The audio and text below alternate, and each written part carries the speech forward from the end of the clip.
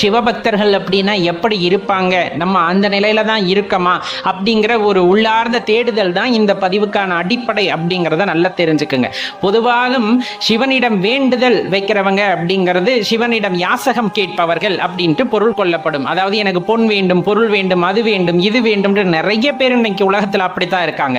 ஆனா சிவபக்தர்களாகப்பட்டவர்கள் எனக்கு பொண்ணும் வேண்டாம், பொருளும் வேண்டாம், நீயே போதும் இறைவா அப்படின்னு சரணடைய தயாராக இருக்கிறார்கள் அல்லவா, அவங்க தான் அந்த இடத்துல உண்மையான சிவபக்தர்கள் ஆகிறார்கள். நாம் அந்த நிலைக்கு வந்து விட்டோமா அப்படிங்கிறத நம்ம தான் உறுதி செஞ்சுக்கணும். அடுத்து பார்த்தோம்னா, பார்க்கிற எல்லா இடங்களிலும், பார்க்கும் எல்லா பொருட்களிலும், பார்க்கும் எல்லா உயிர்களிலும் சிவத்தை காண்பவர்கள் தான் உண்மையான சிவபக்தர்கள்.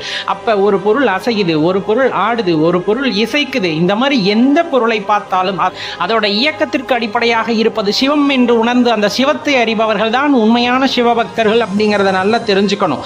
ரொம்ப முக்கியமா ஒரு நிலையை வந்துட்டு சிவபக்தர்களான